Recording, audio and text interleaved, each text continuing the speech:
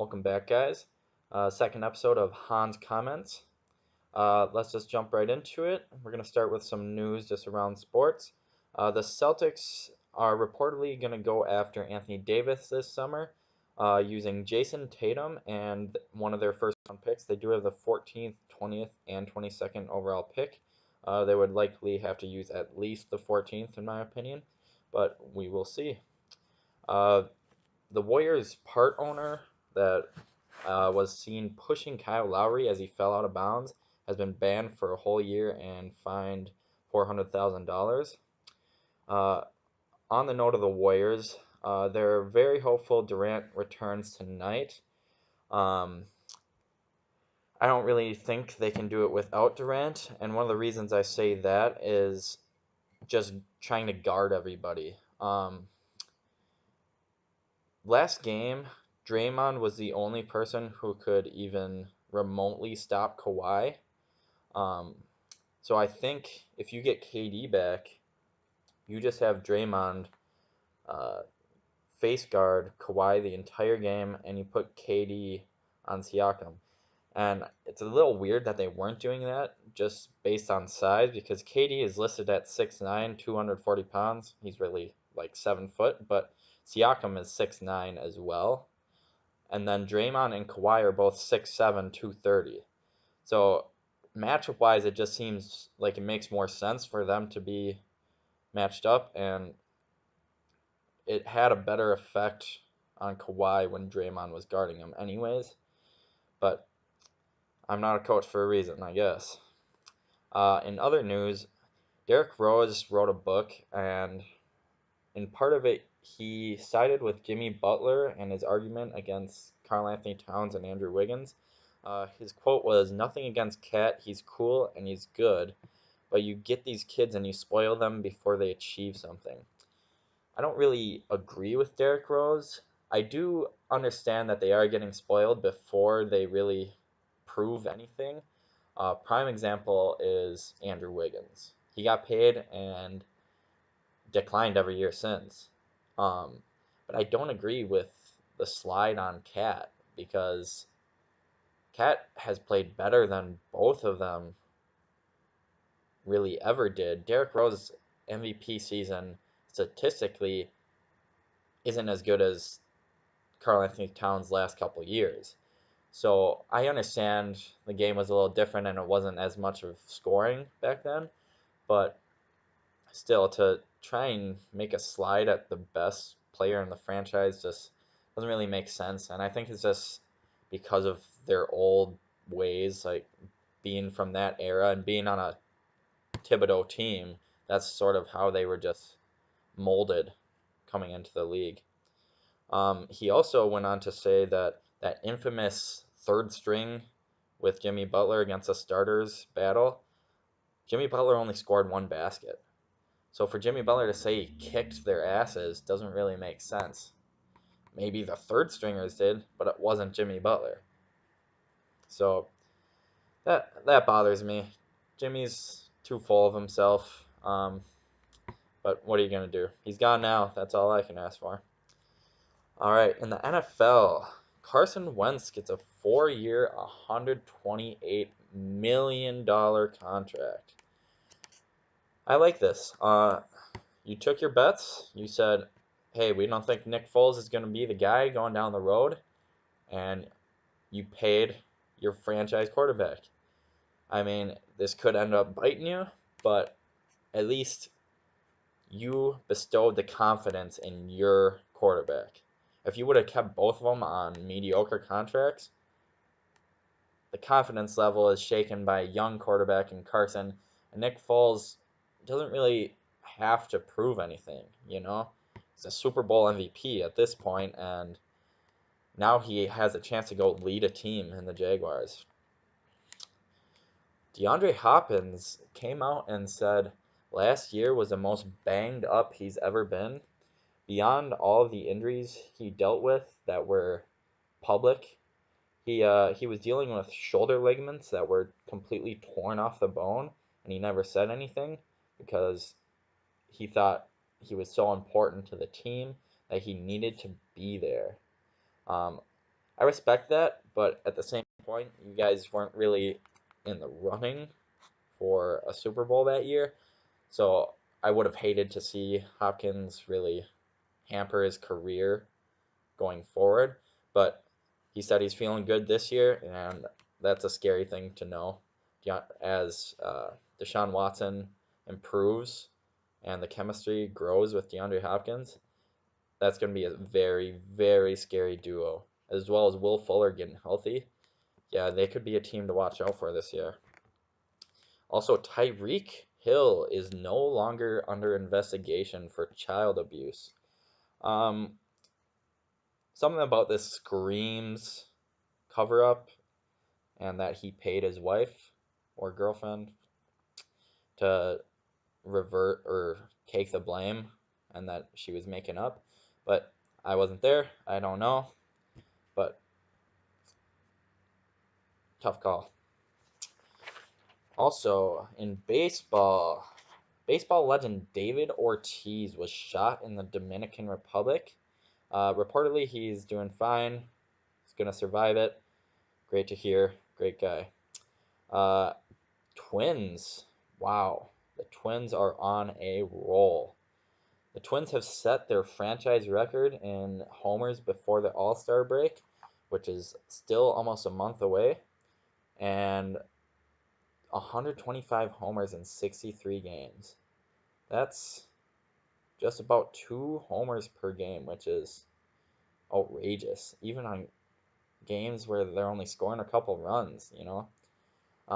Jake Odorizzi is quietly being probably the best pitcher in baseball right now. Not over the entire season necessarily, but right now his ERA is under 1, which is mind blowing for a pitcher who's pitching 6-7 innings every game he plays. Um, to be honest, one of the main reasons the Twins are winning beyond the big bats are just the bullpen consistently killing batters. Odorizzi's best pitcher in the game right now. Berrios, one of the top starting pitchers as well. Then you have closers and relievers like Taylor Rogers and Mike Morin. Yeah, that's a bullpen worth of championship probably. They also have a 10-game lead in their division, which is pretty outrageous at this point in the season. All right, so now we're going to get into my favorite team in basketball, the Timberwolves, and really do a deep dive into free agency and the draft. So before we talk about any of the players, just want to touch on the fact that Timberwolves have completely revamped their staff. Um, Everyone except uh, Coach Saunders is gone. Uh, the new GM, Rosas, said he's going to be aggressive, and to me, that means being a high risk, high reward type of team. And the high risk, high reward to me would be going as hard as you can to get somebody like D'Lo. He has chemistry with Karl Anthony Towns, and he's on the up, entering his prime. So that he could end up really boosting this team. There's also 2 other hires that really scream D'Lo. Pablo Prigioni, who was with the Nets last season as an assistant, uh, and one other coach, I forget his name, but also with the Nets last season. And then Sachin Gupta spent time with the Rockets and is now the VP of basketball operations for the Timberwolves. Rosas also from the Rockets. So everything screams that they're going to try and build a very dynamic 1-2 guard combo. David Vanderpool was also hired as an offensive assistant, and he's given a lot of the credit for developing Damian Lillard and CJ McCollum. As well, Saunders was given a lot of credit for helping develop John Wall and Bradley Beal. Now, their chemistry is a little whack, but I don't blame that on coaching. They're both kind of not the nicest humans, if I were to guess. But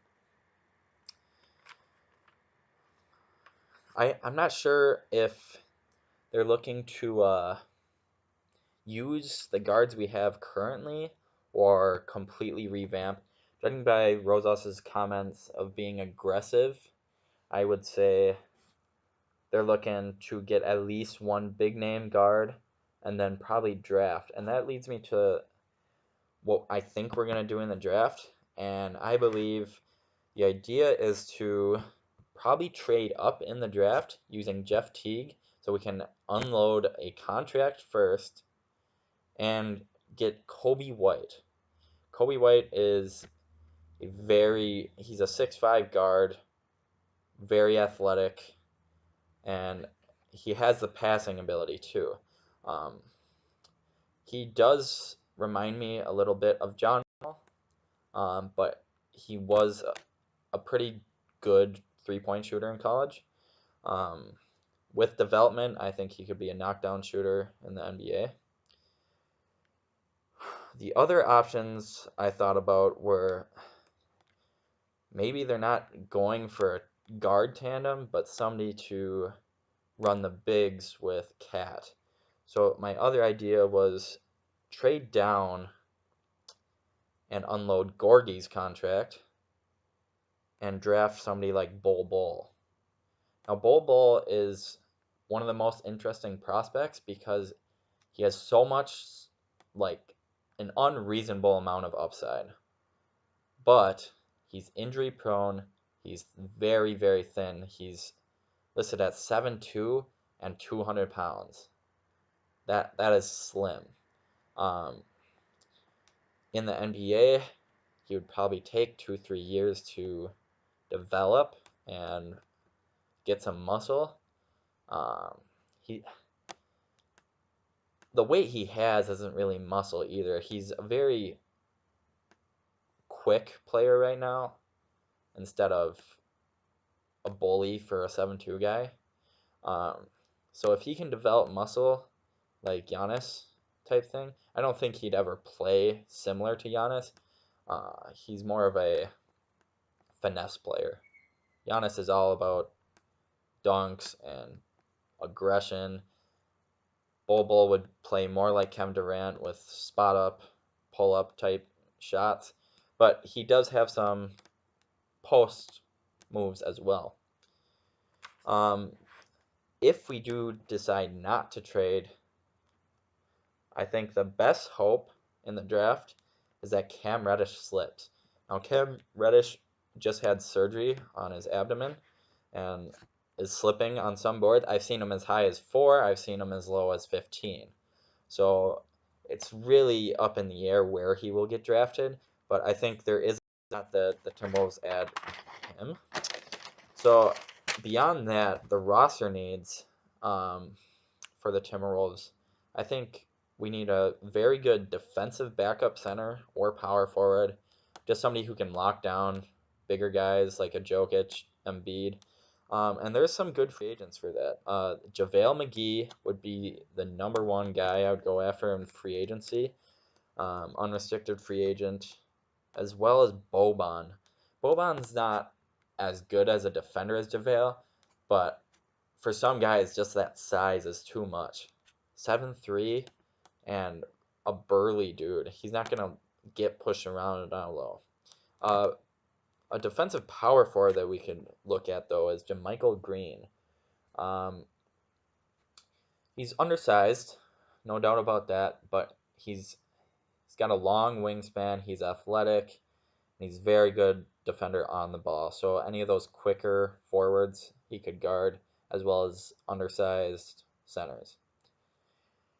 Number 2 for roster needs, I think, really consistent shooting wings.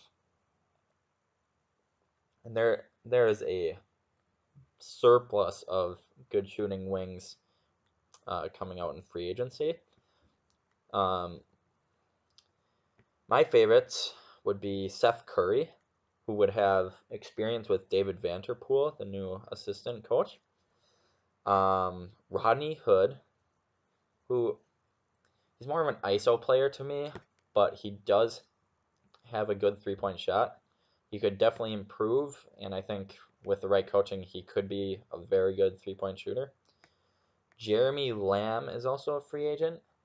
I think he probably resigns because he's the number two there, and if he goes most other places, he drops down to a third or fourth option. Danny Green is also a free agent, and if Kawhi leaves, I don't think he has any intrigue of re-signing with Toronto, but who knows. JJ Redick is also a free agent. He's probably going to be a little too pricey for us, but he's getting old. There's a chance that he could sign for just a little bit more than the vet min. Um, Other than a wing, we have Miricic is also a option. Uh, I don't like Miricic in the starting lineup with the Timberwolves. Not enough defense. Then Karl Anthony Towns isn't a great defender. He's passable, but I think he needs a good defensive power forward with him. And Miricic isn't that. So if we sign Miricic, it would be pretty cheap and to be off the bench scorer. Klay Thompson is also a free agent. I can't really see a way that we can clear enough cap for him unless we can unload Teague and Gorgie's contracts.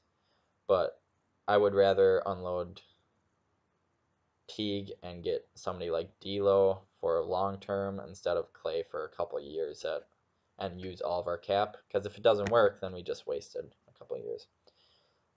D'Lo is also on more of the same timeline as our building blocks.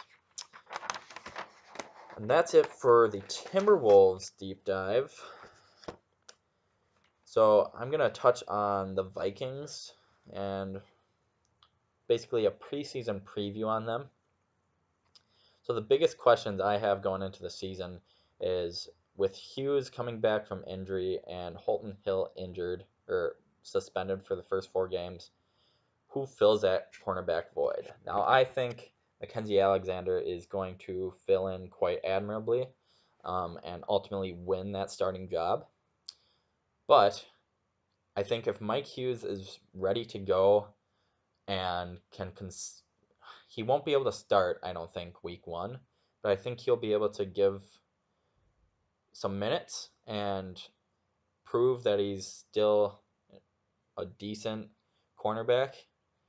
Then I think the rotation would stay a little better for all those guys because if Mac really gets solidified in that slot role, I don't think Hughes and Holton Hill have much shot of overthrowing him during the season.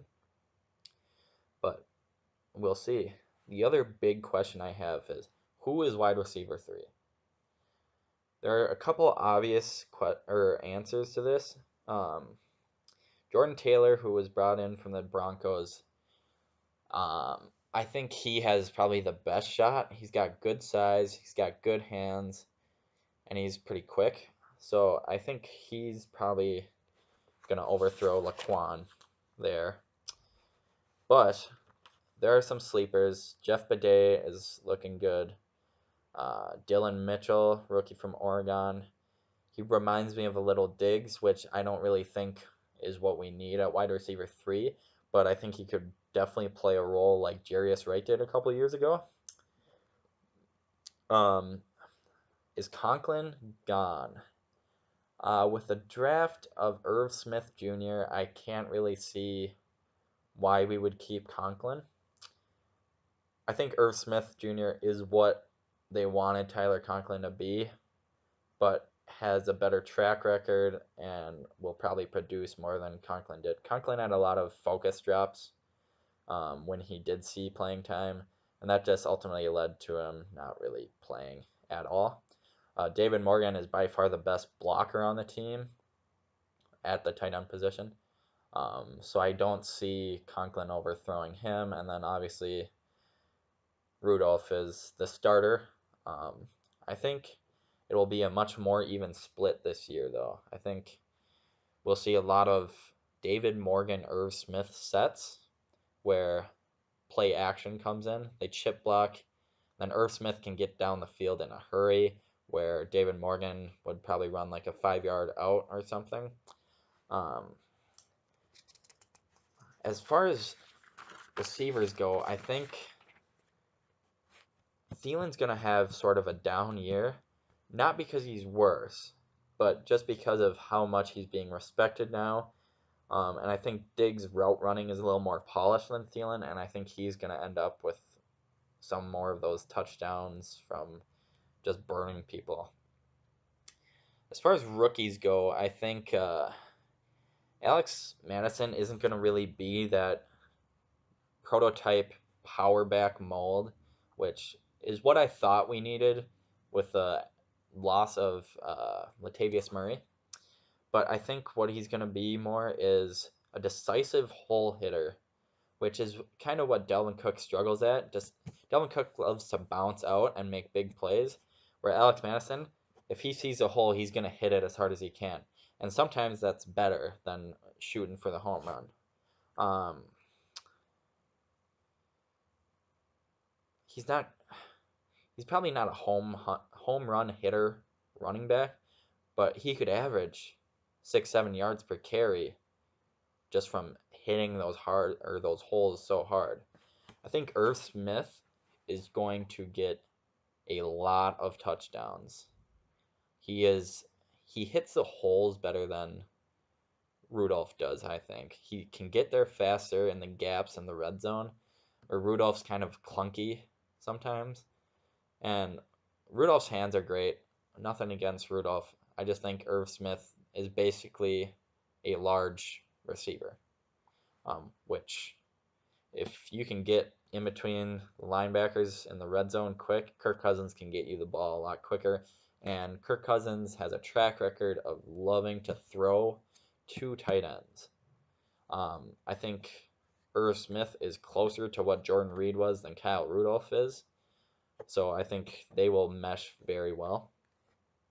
I think Bradbury, the new center, is going to be the day one starter, and I think Pat Elflein gets moved to guard. I think they both start, and that really opens up the run game, I believe. That makes us one of the most athletic offensive lines in the league. You can do a number of things with that. I believe screens are going to be a big part of that as well. You can pull Elflein out into the open field, and having someone like Thielen behind Elflein, that's big yardage every time. Other people I think that might have a big year, Afidi and Stephen Weatherly, I think really benefit from the defensive end rotation. Danielle Hunter will probably have a statistically down year just because he's probably respected more now than Everson Griffin is.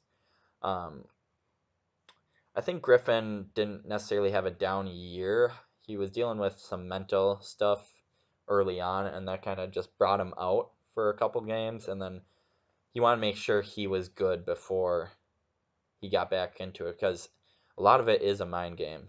Ray Lewis was nuts, so some of these guys just brainwash themselves into being crazy. I don't think Xavier has a good year. I think he really continues that slump from last year. Not that he'll be bad, but I don't think he will be touted as a top defensive end again. I think Anthony Barr really proves his worth after declining the money from the Jets and returning to the Vikings. I think he knows this is where he wants to be and will have the drive to prove that he should be here. I think Anthony Harris, the worst player on our defense, is going to do what he does. He's going to make big plays, but he's also going to give up some big plays. He's a high risk, high reward player is what he is. He will go for the interception before he goes for a swat, which is what we need because Harrison is more of a on your ass type of guy and is going to swat the ball away. And Anthony Harris is more of a ball hawk type guy. He's very good at getting turnovers, whether it be punching the ball out or getting interceptions. But I'm excited to see him in that role. And if that's your worst player, you're sitting pretty well. Holden Hill and Hughes, I think, are definitely going to struggle because of the time they missed. Well, Hughes not so much the time, but the injury coming back from that. The DN crew is going to get national recognition, I think. Just crazy amount of pass rushing ability in those four guys. Afidi, Stephen Weatherly, uh, Griffin, and Hunter are just going to destroy some of those worst O-lines. Next, I did a record projection, a little comment about each game. So overall, I projected the Vikings at 10-6 with a couple of games that could go either way. Obviously, being a Vikings fan, I gave those 50-50 games to us. But all right, so I think game one, Falcons at Vikings. I think we just demolished the Falcons. Matt Ryan has not been himself lately, and I think the pass rush is going to be too much. They're going to hit him hard, get a lot of turnovers, and really just womp on the Falcons. At Green Bay, week 2. I gave us an L on this one. I think it's going to come down to the wire, and I think Rodgers is going to pull out some magic again. Speaking of the Packers, I think they're probably going to be the second best team in the division. I think the Bears really regress, and the Lions are going to be pretty much the same. Lions, I think Matthew Stafford last year with the Lions. He's not a bad quarterback. He's in a bad situation, and he needs to go somewhere that he can actually contest or at least get in the playoffs. Week 3 versus Raiders. Easy W. I think Derek Carr and Antonio Brown will not have it figured out yet. As far as their draft picks, you reached. Clelin Ferrell will be good eventually. I see him sort of as a Danielle Hunter type of player, but not yet. It's too early. You didn't find Khalil Mack. At Bears, week 4. I gave us another L there. I think Khalil Max us, really roughs up Kirk Cousins. I think Kirk Cousins might actually end up leaving this game. Week 5 at Giants. I think by this point, Daniel Jones takes over because Eli isn't producing, and we smack him. Daniel Jones is not ready. Don't get me wrong. I am a Daniel Jones hater, but not for his game. This dude played on a bad team, but he has passes. He can hit passes. He's a poor decision maker, doesn't have great awareness in the pocket, but those are things you can help him with. But that early in the draft, that's a reach.